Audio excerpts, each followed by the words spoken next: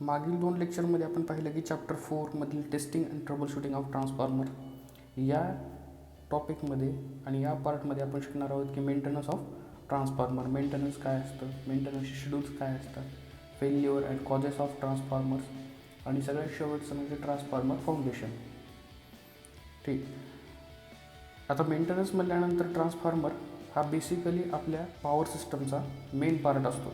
तर याचं सगळ्यात पहिल्यांदा प्रिव्हेंटिव्ह मेंटेनन्स करणं गरजेचं आहे.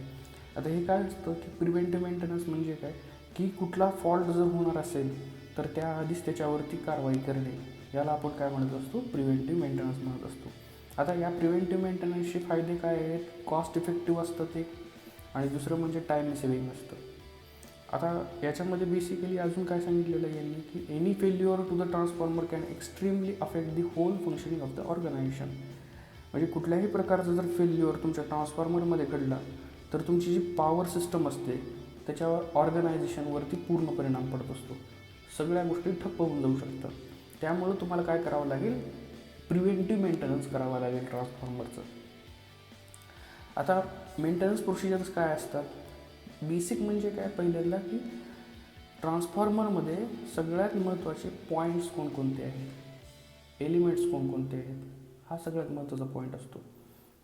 तो जर धागा म्हणून धरला तर आपल्याला या सर्व गोष्टी क्लिअर होऊन जातील. तर पहिला पॉईंट आहे त्याच्यामध्ये ऑइल. आता ऑइल लेवल चेक करणे, त्याचं लिकेज कुठे आहे का ते चेक करणे, हे सगळ्यात महत्त्वाचं आहे. दुसरी गोष्ट, ऑइलचं ब्रेकडाऊन व्होल्टेजसुद्धा आपल्याला चेक करावं लागेल.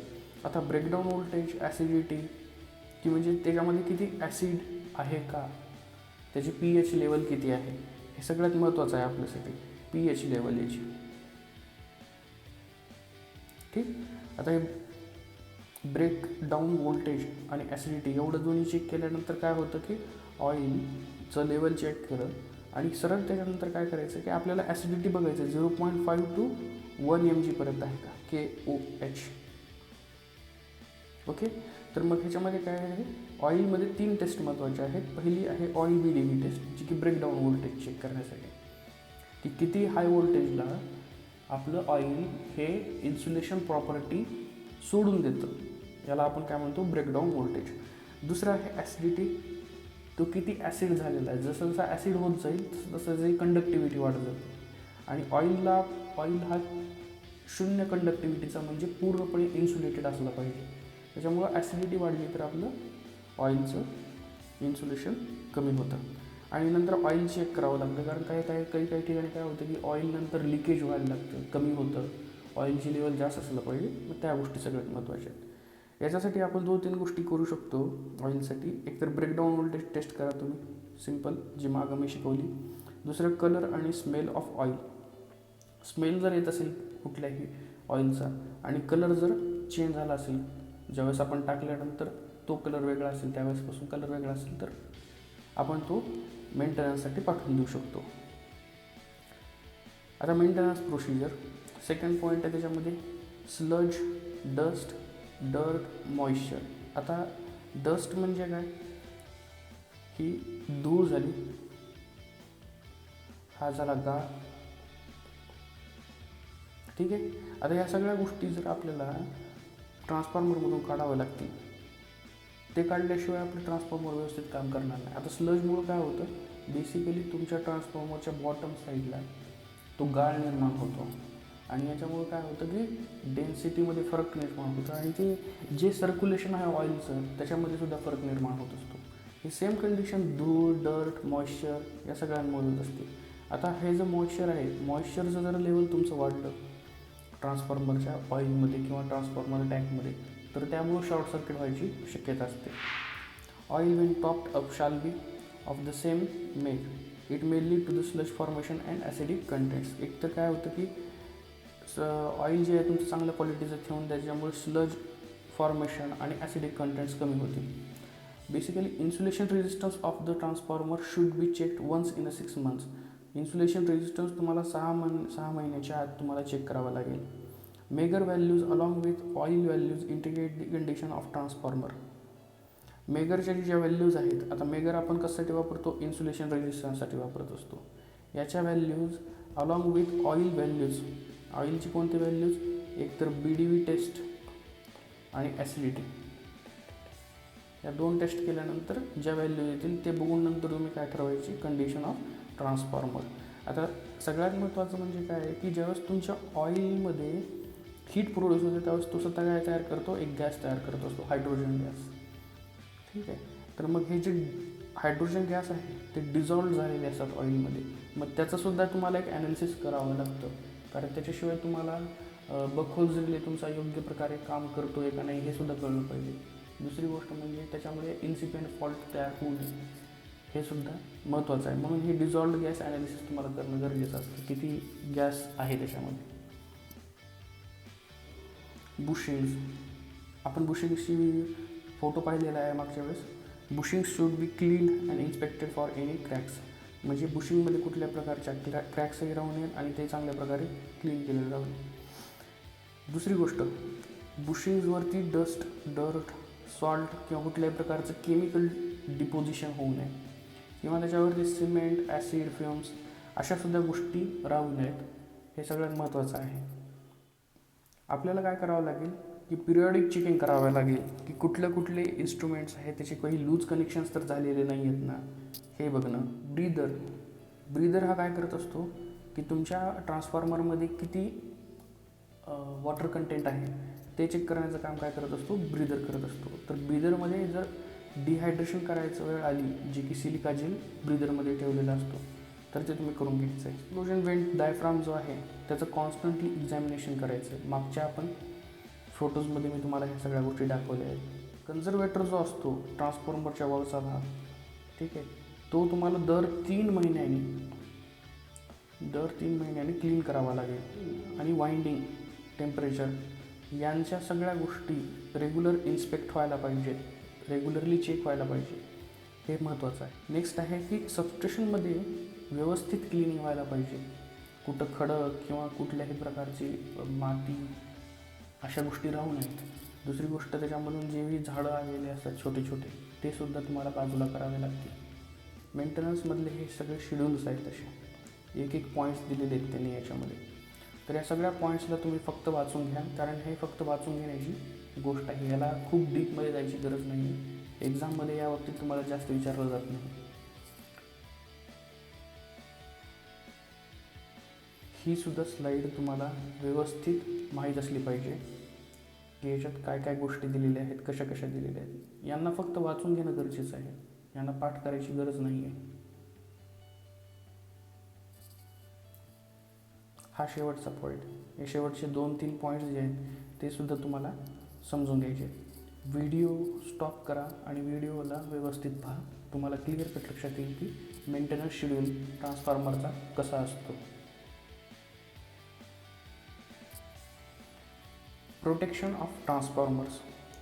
बेसिकली ट्रान्सफॉर्मरला कुठल्या गोष्टींपासून प्रोटेक्ट करावं लागेल आपल्याला. सगळ्यात महत्त्वाचं, जर ट्रान्सफॉर्मरला प्रोटेक्ट करायचं असेल आपल्याला, तर एक चांगला आणि इफेक्टिव्ह प्रिव्हेंटिव्ह मेंटेनन्स शेड्यूल तुम्हाला तयार करावा लागेल. त्यावेळी जाऊन तुम्ही ट्रान्सफॉर्मरला चांगल्या प्रकारे प्रोटेक्ट करू शकाल. ट्रान्सफॉर्मरला प्रोटेक्ट करण्यासाठी ऑइल टेम्परेचर इंडिकेटर्सचा सुद्धा वापर केला जातो. ऑइलचं टेम्परेचर जर कमी जास्त आहे त्याच्यावरून हे लक्षात येतं की वाइंडिंगचं टेम्परेचर किती आहे. वाइंडिंग टेम्परेचर इंडिकेटरसुद्धा आपल्याला वापरावे लागतात.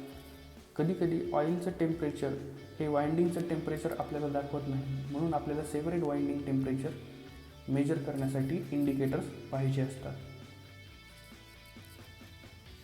बकहोल्स रिले हे बेसिकली इंटरनल फॉल्ट, ज्यांना आपण इन्सिपियंट फॉल्ट म्हणत असतो, ते फॉल्ट दर्शवून देण्यासाठी वापरले जातात. जर सिस्टममध्ये कुठलाही फॉल्ट झालेला असेल जो की निगडीत आहे ट्रान्सफॉर्मरच्या मधल्या भागात जिथं वाइंडिंग आणि ऑइल ठेवलेलं असतं, त्यावेळी आपल्याला बकहोल्स रिले हा एक अलार्म सिग्नल देतो आणि सांगतो की ट्रान्सफॉर्मरमध्ये इंटरनल फॉल्ट ऑकर झालेला आहे. मॅग्नेटिक ऑइल लेवल गेज म्हणजे ऑइल लेवल तुम्हाला इंडिकेट करण्यासाठी मॅग्नेटिक प्रॉपर्टीजचा वापर करणं, याला आपण मॅग्नेटिक ऑइल लेवल गेज म्हणत असतो. जर कुठल्याही प्रकारचं एक्सप्लोजन झालेलं असेल तर ते एक्सप्लोजन ट्रान्सफॉर्मरमधून योग्यरित्या बाहेर पडावं यासाठी जी सिस्टम तयार केलेली असते त्याला आपण म्हणतो explosion went. HT fuse and DO fuse. ठीक आहे, फ्यूजचे प्रकार आहेत हे स्विचगेअर प्रोटेक्शनमध्ये तुम्ही वाचलं असेल. LT सर्किट ब्रेकर्स, परत सर्किट ब्रेकर विथ ओव्हरलोड, अर्थ फॉल्ट, रिले ट्रॅपिंग. ठीक आहे, ह्या सगळ्या गोष्टी दिलेल्या आहेत. ऑइल सर्ज रिले हा एक महत्त्वाचा पॉईंट आहे जो की तुम्ही OLTCमध्ये वाचलेला असेल. PRV for OLTC. Horn gap हे लाईटनिंग अरेस्टर आणि अरेस्टरचे भाग आहेत. हे लाईटनिंग अरेस्टर तुम्हाला प्रोटेक्ट करण्यासाठी लागत असतं. आणि ब्रीदर हे बेसिकली तुमच्या ट्रान्सफॉर्मरमध्ये वॉटर वेपर कंटेंट किती आहे हे दर्शवण्यासाठी एका बॉक्समध्ये तुम्हाला सिलिका जेल दिलं जातं आणि ते सिलिका जेल आपलं जर स्वतःचा रंग बदलत असेल तर समजून घ्यायचं की तुमच्या ट्रान्सफॉर्मरमध्ये वॉटर कंटेंट भरपूर प्रमाणामध्ये आहेत. फेल्युअर आणि कॉजेस काय असू शकतात आपल्या ट्रान्सफॉर्मरमध्ये? इनसफिशियंट ऑइल लेवल, ऑइलची लेवल हे सफिशियंट नाही आहे. Seepage of water in oil, water जे असतं ते ऑइलमध्ये जाऊन मिक्स होणं. प्रोलॉंग्ड ओव्हरलोडिंग म्हणजे खूप काळासाठी तुम्ही ओव्हरलोड केला असेल तर. Single phase loading, 3 phase system आहे तुमची आणि तुम्ही त्याच्यावरती 3 फेज सिस्टम आहे. सिंगल फेज लोडिंग म्हणजे तुमची 3 फेज सिस्टम आहे पण त्याच्यातले 1 फेज किंवा 2 फेज काम नाही करत, 2 फेज काम नाही करत, तर त्यावेळेस जी सिस्टम असते त्याला आपण सिंगल फेजिंग कंडिशन म्हणतो. अनबॅलन्स कंडिशन म्हणजे जे हे आपले 3 फेज सिस्टम आहे ते 120 डिग्री अपार्ट असले पाहिजेत, पण तसं नाही होत, तर मध्ये असिमेट्री तयार होते, त्याला अनबॅलन्स्ड कंडिशन म्हणतात. फॉल्टी टर्मिनेशन म्हणजे प्रॉपर जर तुम्ही टर्मिनेट केलेलं नसेल किंवा इम्प्रॉपर साईजचे लग्ज वापरले त्यामुळे सुद्धा काय होत असतं, फेल्युअर्स येऊ शकतात. कारण करंट जास्त जातो आणि तो जो पार्ट आहे जिथं फॉल्टी गोष्टी वापरलेल्या आहेत लग्स तिथं हीट प्रोड्यूस होते आणि ते जळून जातात. पॉवर थेफ्ट, वीज चोरी.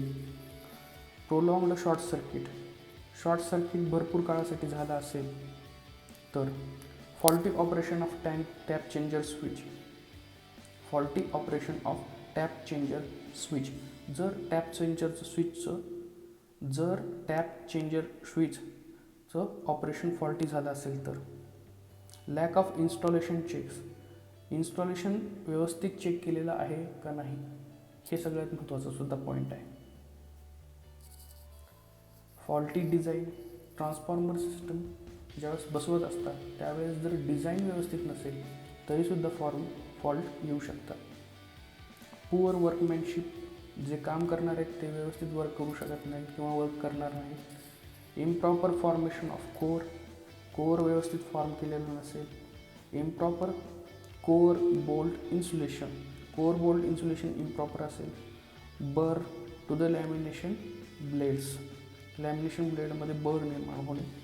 परत improper brazing of joints, burr or sharp edges to the winding कंडक्टरला शार्प एजेस असणे. Incomplete drive, bad insulation covering, insufficient cooling ducts in the winding म्हणजे कूलिंग व्यवस्थित करता येत नसेल तर इनसफिशियंट आहे, समजून घ्यायचं. सोबतच तुम्ही bad quality of raw material जर वापरला असेल तर. ट्रान्झिट डॅमेज ट्रान्सफॉर्मर, ज्यावेळेस ट्रान्सफॉर्मर डॅमेज होतो हा कशामुळे होऊ शकतो, बेसिकली ट्रान्सफॉर्मरला ट्रॅव्हलिंग करावे लागते कुठल्या तरी मॅन्युफॅक्चरिंग सेक्टरमधून जिथं यूज करायचं आहे, जिथं लोकल यूज करायचं आहे तिथं न्यावं लागेल, तर अशा सिच्युएशनमध्ये सुद्धा हे ट्रान्सफॉर्मर डॅमेज होऊ शकतो. After failure transformer is removed and replaced with new one without removing the cause of failure which results in immediate or short time failure. असं समजून घ्या की ट्रान्सफॉर्मर 1मध्ये एक फॉल्ट झाला आणि तुम्ही ट्रान्सफॉर्मर 1ला ट्रान्सफॉर्मर 2ने रिप्लेस केलं, पण बेसिकली तुम्ही त्याचा फॉल्ट जो होता तो क्लिअर केलेला नाही आहे. त्या सिच्युएशनमध्ये सुद्धा काय होत असतं, हा दुसरा ट्रान्सफॉर्मर आहे तो सुद्धा फॉल्टी होऊ शकतो. ओके, नेक्स्ट आहे ट्रान्सफॉर्मर्स फाउंडेशन. ही जी समोर डायग्राम दिसत आहे हे साईड व्ह्यू आहे कशाचा, ट्रान्सफॉर्मर फाउंडेशनचा. तर ह्याच्यामध्ये बघा हे जे सेक्शन दाखवलेले आहेत तुम्हाला हे मी जी येल्लो पार्ट दिलेलं आहे इथं काय करतात, ट्रान्सफॉर्मर सिच्युएट करतात. याला पूर्णपणे त्यांनी व्यवस्थित एकदम बोल्ट लावून ते सगळं व्यवस्थित त्यांनी करून देतात. आता जो हा पार्ट आहे, हा जो पार्ट आहे सगळा, हा पार्ट काय आहे तुमचा, पूर्णपणे कॉन्क्रीट आहे आणि जमिनीमध्ये ठेवलेला आहे. तर याला आपण काय म्हणत असतो, याला म्हणत असतो आपण plinth mounted foundation of transformer. सगळ्यात महत्त्वाचं हे सगळे सिमेंटपासून बनलेले असतात. हे पहा, हे आहे तुमचं ट्रान्सफॉर्मर आणि याच्या खाली जे बेसमेंट दिलेलं आहे, याचं फाउंडेशन जे दिलेलं आहे ते आहे तुमचं ट्रान्सफॉर्मर फाउंडेशन. क्लिअर आहे, आयडिया क्लिअर झाली.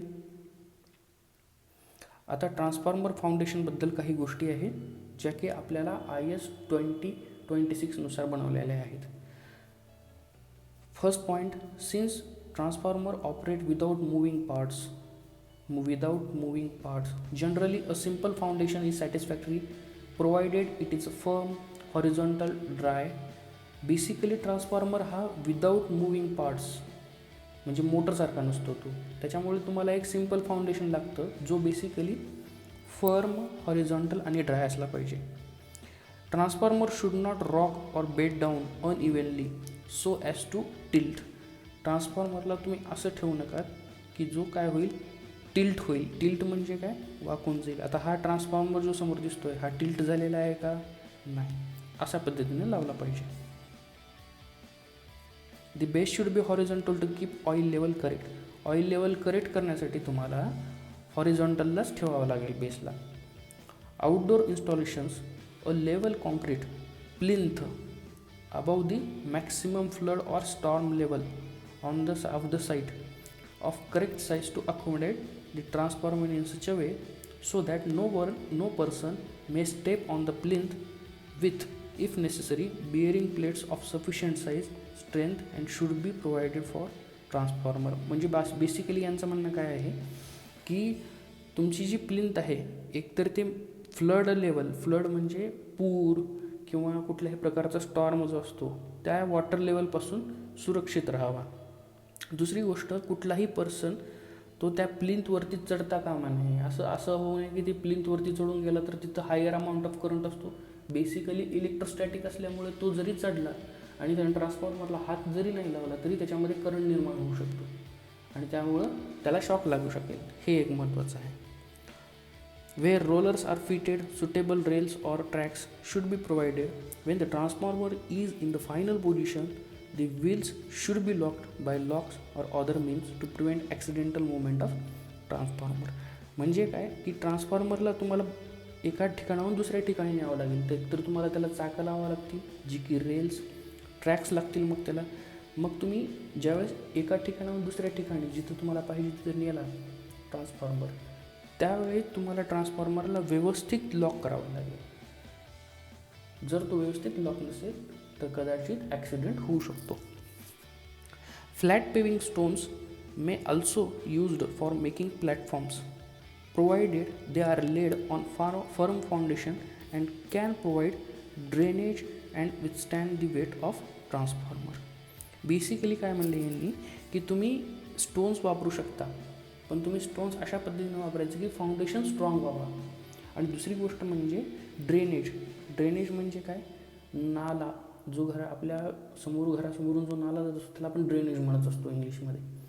तर जे पाणी पडेल पावसाचं ते पाणी त्या नाल्या थ्रू ट्रान्सफॉर्मरपासून लांब जायला पाहिजे. नेक्स्ट आहे इंडियन स्टँडर्ड 128 नुसार. आता बेसिकली काय म्हणले, फॉर इन्स्टॉलिंग पोल माउंटेड, समजा आता हा जो मागं सांगितलेला होता तो प्लिंथ माउंटेड होता, असा बेस आहे त्याच्यावरती ट्रान्सफॉर्मर लावून दिलेला आहे. पण हे पोल माउंटेड कसं असतं, असे 2 पोल्स असतात, ठीक आहे, आणि याच्यावरती नंतर तुम्ही ट्रान्सफॉर्मर लावून देता. याला आपण पोल माउंटेड ट्रान्सफॉर्मर असं म्हणत असतो. As far as possible junction poles, subsidiary poles and street lighting poles should not be used as a transformer poles. म्हणजे तुम्हाला basically subsidiary poles, junction poles, street lighting poles वापरता येणार नाही, दुसरे कुठले तरी वापरा. where there is where this is unavoidable, special care should be taken to maintain proper climbing space and to avoid crowding of wire and equipment. जिथं तुम्ही ट्रान्सफॉर्मरचे हे पोल्स वापरू शकत नाही असं होत नाही, त्यावेळेस तुम्हाला काय करावं लागेल, स्पेशल केअर घ्यावं लागेल की तुम्ही कुठेही क्लाइम्बिंग करू देणार नाही, म्हणजे या पोलवरती कोणी चढवणार नाही याची काळजी घ्या. आणि चढलं नाही तर तिथं तुम्ही ओव्हर क्राउडिंग होऊ देऊ नका वायरची आणि इक्विपमेंटची. Transformer should be installed only on poles strong enough to carry their weight. Pole mounted ट्रान्सफॉर्मरमध्ये ट्रान्सफॉर्मरची जेवढा वेट आहे तेवढा कॅरी करू शकणारेच फक्त पोल्स वापरा. Poles should be straight and where necessary guide to prevent learning or raking of the pole after the transformer is hung. Basically तुम्ही त्या ट्रान्सफॉर्मरचे पोल स्ट्रेट ठेवा आणि बेसिकली ज्यावेळेस त्याला गाईड कराल त्यावेळेस तो काय व्हायला पाहिजे, रेकिंग होऊ नये, रेकिंग आणि लर्निंग होऊ नये, ह्याच्यामध्ये सगळ्यात महत्त्वाचा पॉईंट आहे तो, जे की हँग केल्यानंतर होणे, म्हणजे बेसिकली तो इकडं तिकडं कुठं हालू नये, व्यवस्थित बसावा. Double cross arms should be provided for each transformer installation.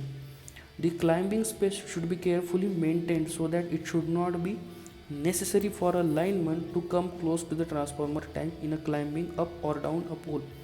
तुम्ही क्लाइम्बिंग स्पेस असा बनवा की जर लाईनमॅन त्याच्यावर काम करणार असेल तर तो त्या ट्रान्सफॉर्मरच्या जवळही जाऊ नये. A suitable anti climbing device should be provided. हे सगळ्यात महत्त्वाचं आपल्याला गोष्टी आहेत.